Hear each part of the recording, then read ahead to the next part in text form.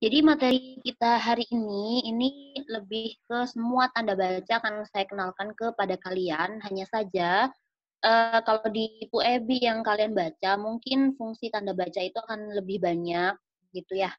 Misalnya tanda titik gitu, mungkin jumlah fungsinya lebih dari yang saya ajarkan hari ini. Kenapa tidak diajarkan semua, Kak? Karena tidak semuanya keluar di ujian UTBK gitu terutama. Karena memang bentuk soal ujian UTBK itu kan paragraf, otomatis beberapa fungsi tidak dipakai gitu ya. Dan ada beberapa fungsi yang menurut saya kalian sudah mengenali gitu. Misalnya tanda titik itu kan dipakai untuk mengakhiri kalimat gitu ya.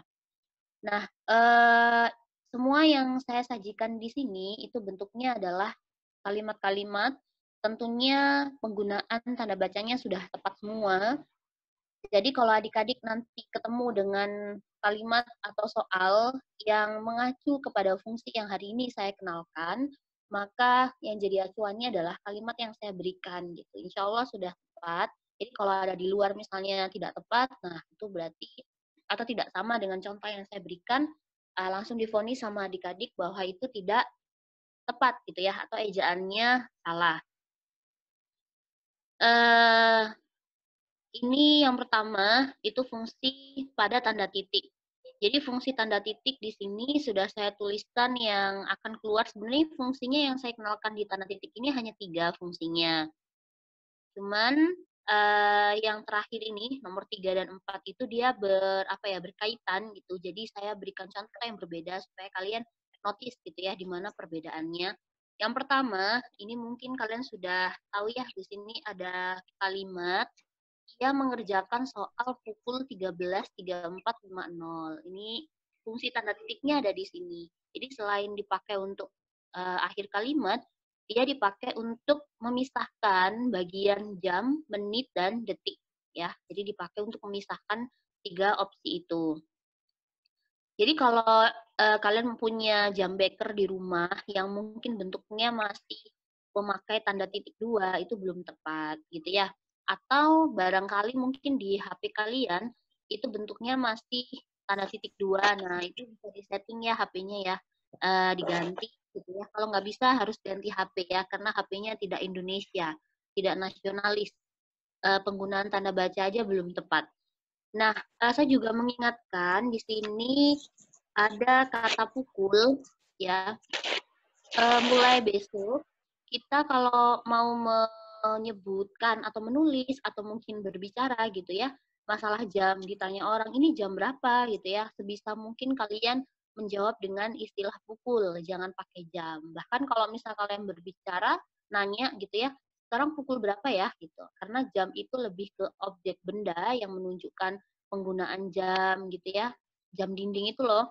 Nah, tapi kalau menyatakan waktunya itu bukan jamnya, tapi pukul berapa gitu ya. Lalu ini yang kedua, mungkin ini yang kedua juga sebenarnya tadi niat nggak saya masukin juga sih. Cuman khawatirnya dia muncul. Yang kedua ini pada penulisan daftar pustaka. Daftar pustaka itu kan ada beberapa bagian ya. Kalau kalian ingat strukturnya namanya nata jukopen, nama, tahun, judul, kota, sama penerbit gitu ya. Nah, di sini yang harus dipisah dengan tanda titik itu di beberapa aspek. Kalau yang saya highlight warna merah ini harus wajib pakai koma karena Siregar Merari ini adalah nama yang dibalik. Nama aslinya itu Merari Siregar. Sengaja dibalik karena memang penulisan daftar pustaka. Nah, tanda titik itu dituliskan di bagian ini ya, antara nama dengan tahun, tahun dengan judul, kemudian ini sebenarnya masih ada lanjutan lagi, tahun dengan nama judul dengan nama kota, ya, nama judul dengan nama kota. Nah, nanti kota sama penerbit itu dia ada sendiri, yaitu pakai tanda titik 2. Terus ini yang nomor 3 dan 4 ini krusial banget. Jadi salah satu fungsi tanda titik itu dipakai untuk memisahkan hal-hal yang menyatakan ribuan. Oke, hal-hal yang menyatakan ribuan. Oleh karena itu, dia lebih dekat kepada fungsi jumlah. Kalau misal nanti ketemu dengan yang posisinya sama-sama ribuan nih kalau dibaca, ini kan nomor 3 dan 4 agak sama ya. yang ini bacanya 3.967, yang atas itu 1.254. Tapi di situ berbeda. Yang nomor 3 itu tidak pakai tanda titik karena meskipun terbaca ribuan, dia menunjukkan angka, nomor. Makanya dia nggak pakai tanda titik. Gitu ya. Ini kan halaman nomor 1.254 gitu. Jadi ini bukunya saking tebelnya gitu ya. Nah, tapi kalau misalnya sudah membicarakan masalah jumlah, dalam hal ini jumlah halaman, dia membaca buku setebal 3.967 halaman. Nah, ini bukan lagi nomor, tapi sudah mengacu pada jumlah. Oleh karena itu, kita harus pakai tanda titik di sini. Oleh karena itu, kalau nanti nulis nomor telepon atau nomor HP, nomor apa ya, nomor rumah, kemudian nomor NIS, NPSN, itu semuanya nggak perlu pakai tanda apapun ya. Kan biasanya orang nulis tuh kan 081 garis tanda hubung, kemudian 754 tanda hubung lagi gitu ya. Nah, itu dia belum tepat caranya ya. Harusnya tidak perlu tanda apapun, langsung mulus aja pakai angka semuanya. Tuh, terus kalau kalian menyebut angka, ini sekalian ngingetin masalah angka ya. Menyebut angka 085 itu mulai dibiasakan menyebutnya 0, jadi bukan 085. Kenapa? Karena 0 dan 0 itu merupakan nilai yang berbeda. Kan kalau kalian diajarkan di matematika misalnya mengubah apa ya, membilangankan sebuah angka, pasti nggak pernah nyebut ini 0,5 misalnya bilangan desimal 0,5. Pasti nyebutnya 0,5, nggak mungkin 0,5. Nah, hal-hal yang diajarkan di matematika juga dipakai dalam kehidupan sehari-hari. Jadi nyebutnya kalau nomor HP 085, jangan 085 gitu ya. Kalau kosong tuh lebih ke timba, nggak ada airnya, atau ruangan nggak ada orangnya, baru kita boleh menyebut nggak ada orang, kosong. Nah, itu baru cocok ya. Itu untuk tanda titik, kita pindah ke berikutnya ya. Kalau kalian ada pertanyaan langsung bersuara saja ya. Langsung disampaikan. Nah, ini tanda koma. Saya sengaja tidak memberikan contoh dalam bentuk kalimat supaya kalian tuh mengenali tanda-tandanya. Ya, jadi kapan tanda koma itu dipakai? Ini rumusnya jadi diingat-ingat kata-katanya yang kalau misalnya nanti ketemu kata dan itu perlakuannya seperti apa. Di sini nomor 1 dan nomor 2 itu menunjukkan perlakuan yang berbeda. Nomor 1, kalau kalian ketemu dengan rincian yang dia itu hanya ada 2 rincian seperti nomor 1 nih. Ini kan dannya satu ya, nih satu kata, kemudian diikuti oleh satu kata berikutnya. Ini tidak perlu tanda koma karena cuma 2 rincian. Sedangkan yang nomor 2 itu ada 3 rincian. 1 gitu ya, ini 1, 2, ini 3. Karena ada 3 rincian, maka kalian harus memberikan tanda koma di setiap bagian, lalu sebelum dan wajib diberikan tanda koma. Oke. Jadi di sini nih wajib dikasih koma. Ini dannya. Terus untuk kata-kata yang ini ya, apa ada sedangkan, melainkan, tetapi. Ini saya sering menyingkatnya dengan singkatan STM. Jadi kalau ketemu dengan kata-kata STM, sedangkan, tetapi, melainkan, kalian harus memberikan tanda koma sebelumnya. Jadi sebelum kata ini wajib diberi tanda koma ya. Nah, ini inget-inget. Ini sekaligus ngingetin buat kalian masalah kalimat efektif. Kalau ketemu kalimat efektif, terus posisi kata-kata ini nih, kata sedangkan, melainkan, tetapi, ini tuh wajib di tengah banget. Jadi dia tuh nggak boleh ada di awal. Ya, kalau ketemu kata di awal tetapi, nah itu dia tidak efektif. Ya, fungsinya harus di tengah. Terus kata bahwa sama sehingga ini adalah pengecualian untuk kata-kata atau kata penghubung yang harus dikasih tanda koma di tengahnya. Ini harus diingat ya, bahwa sama sehingga nggak boleh koma. Diingat aja kata-katanya ya. Terus ini yang berikutnya.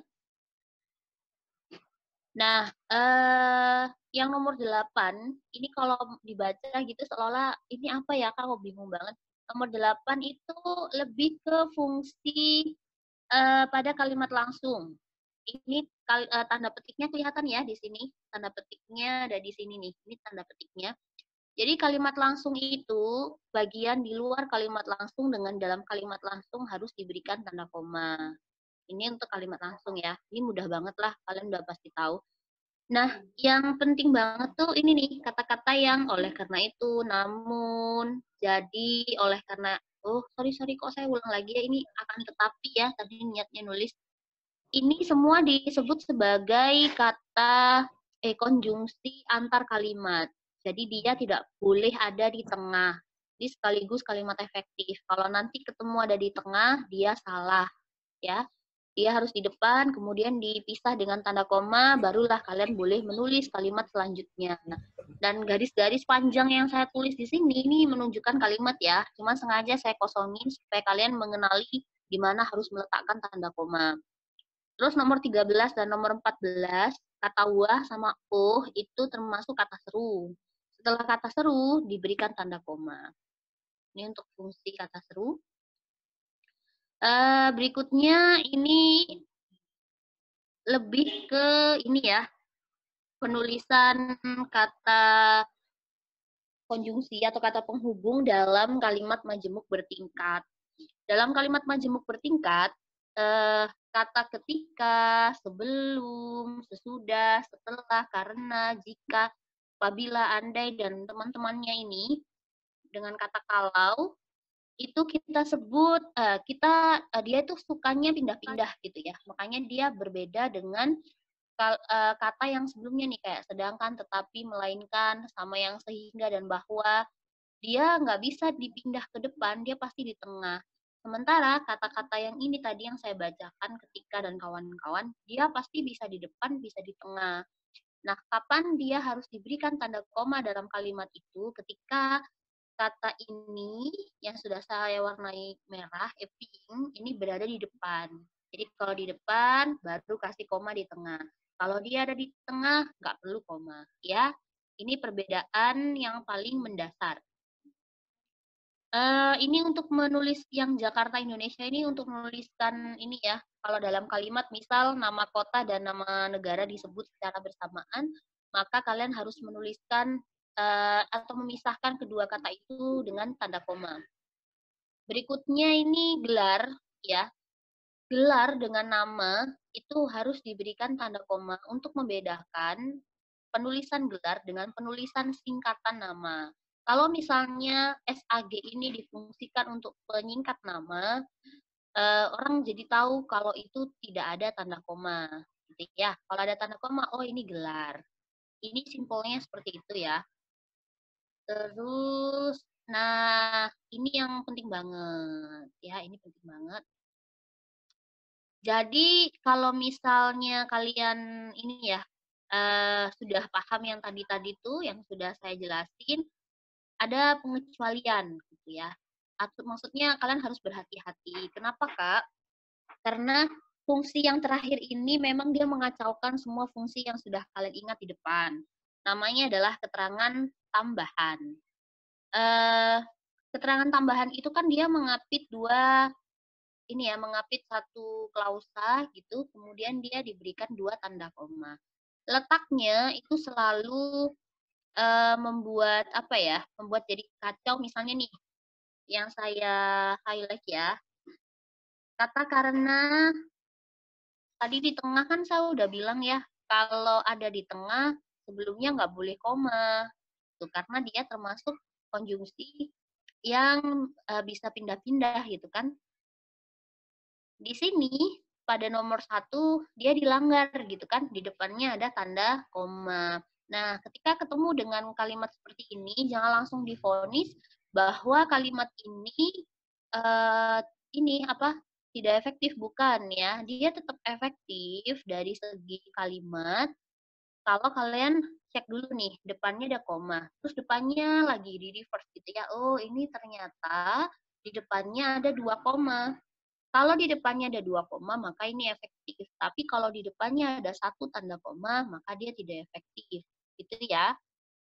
Opsinya bisa dihilangkan cara revisinya atau ditambah satu tanda koma lagi di sebelumnya. Di sini tanda komanya berfungsi untuk mengapit keterangan tambahan ini. Teman sebangkunya selama di SMA. Nah, ini memberikan keterangan untuk si Putri namanya, ya. Jadi si Putri ini dikasih keterangan.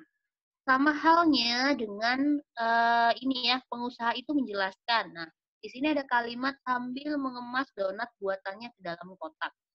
Tadi kan saya minta untuk ini ya, kalau sebelum kata bahwa depannya nggak boleh koma, belakangnya pun nggak boleh koma. Tapi di sini ada. Tapi kalian harus ngecek dulu depannya ada 2 koma atau hanya ada 1 tanda koma.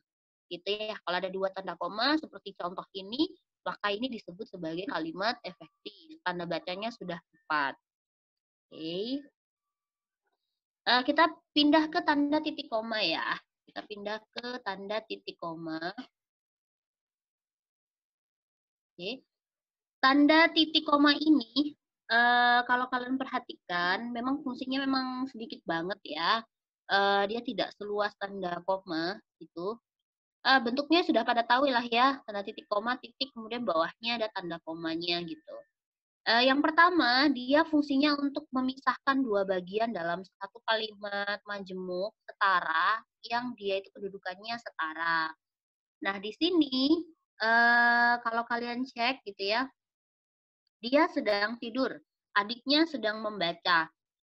Dua opsi ini sebenarnya kalau digabung dia pasti memakai konjungsi ini ya, satu di antara STM.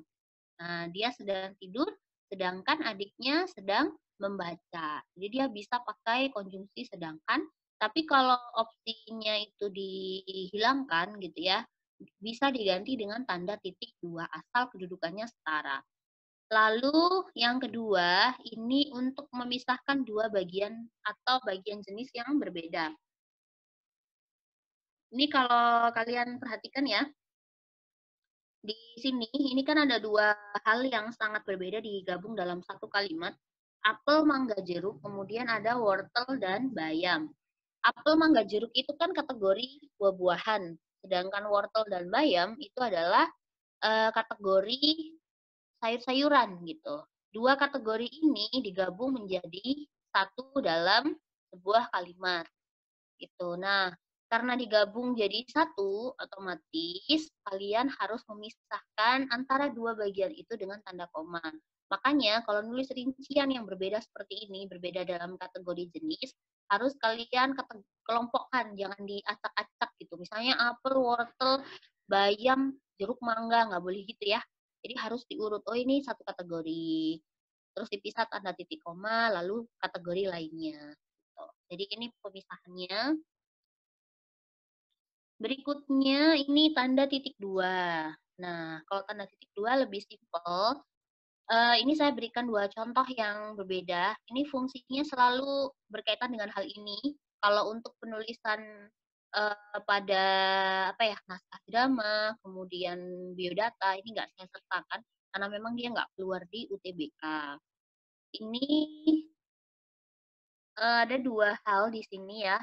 Buah-buahan ini kita sebut sebagai kata umum. Ini ya disebut sebagai kata umum. Contoh kata umum itu selain buah-buahan ada bunga gitu ya. Kemudian kata khususnya di sini adalah apel dan jeruk. Itu. Nah, ini kata khusus apel dan jeruk ya. Untuk kata khusus dari bunga itu adalah mawar ya. Kalau misalnya dalam satu kalimat itu bentuknya mengandung dua jenis kata, kata umum dan kata khusus dipakai bersamaan, berarti kamu harus menggunakan tanda titik dua di antara dua jenis kata itu. Tapi kalau misal hanya apel dan jeruk tidak ada sebelumnya, maka nggak perlu tanda titik dua ya. Berikutnya tanda hubung. Nah, pokoknya gini ya, tanda hubung itu kan fungsinya banyak banget sebenarnya. Kalau dirinci secara masing-masing itu detail banget. Cuman saya mau merangkum seperti ini aja gitu. Pokoknya tanda hubung itu harus dipakai untuk memisahkan dua hal yang berbeda. satu saudaranya yang lain yang agak kembar gitu ya, yang sering dipakai, bahkan dia kadang dianaktirikan karena nggak pernah dipakai, dianggapnya ya udah pakai tanda hubung semua, yaitu tanda pisah. Tanda pisah tuh panjang banget, maksudnya dia bentuknya lebih panjang dibanding tanda hubung.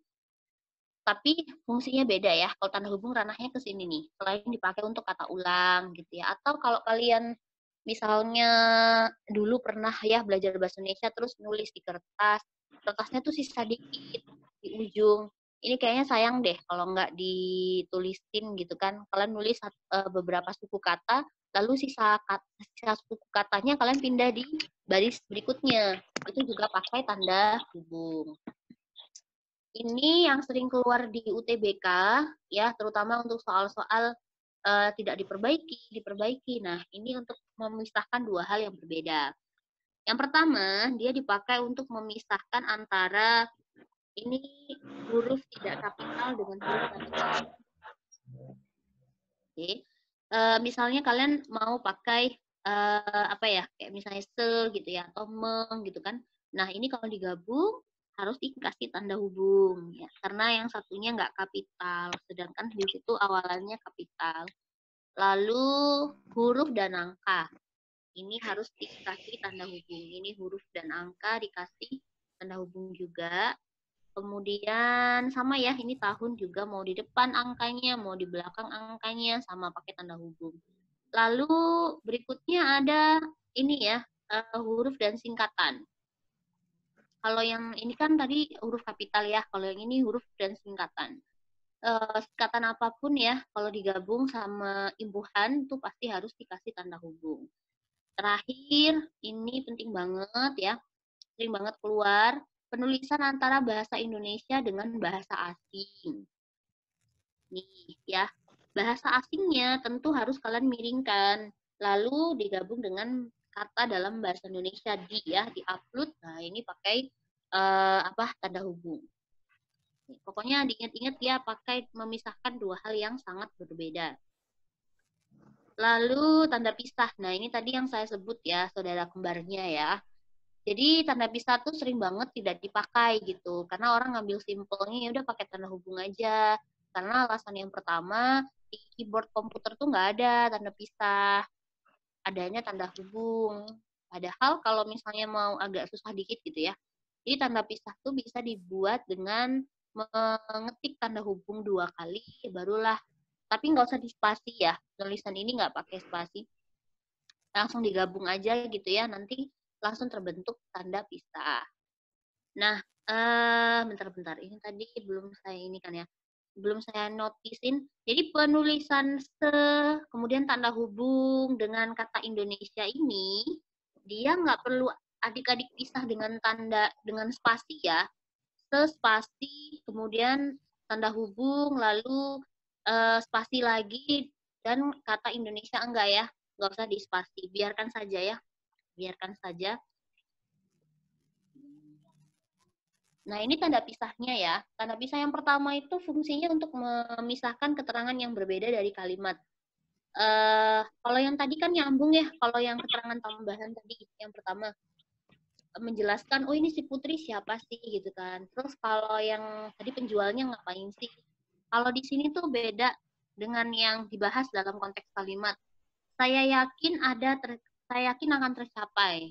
Ini tuh kalimat yang dipaksain untuk nyelip di dalam kalimat luasnya, yaitu kemerdekaan bangsa itu diperjuangkan oleh bangsa itu sendiri.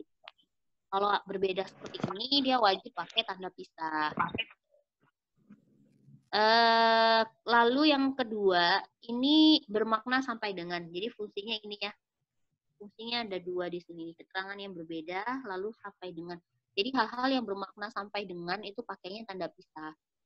Mau itu tahun, oh tahun ini 1992 sampai dengan, atau tanggal, atau hari, kemudian nama jarak gitu ya, misalnya melakukan perjalanan Jakarta Bandung, Surabaya Semarang. Nah, itu semuanya pakai tanda pisah. Simpelnya di situ. Terus ini tanda kurung ya. Mungkin yang kalian sering kenal itu yang ini kali ya, tanda kurung dipakai untuk penulisan singkatan gitu ya, yang menjadi penjelas itu di dalam kurung itu udah umum ya.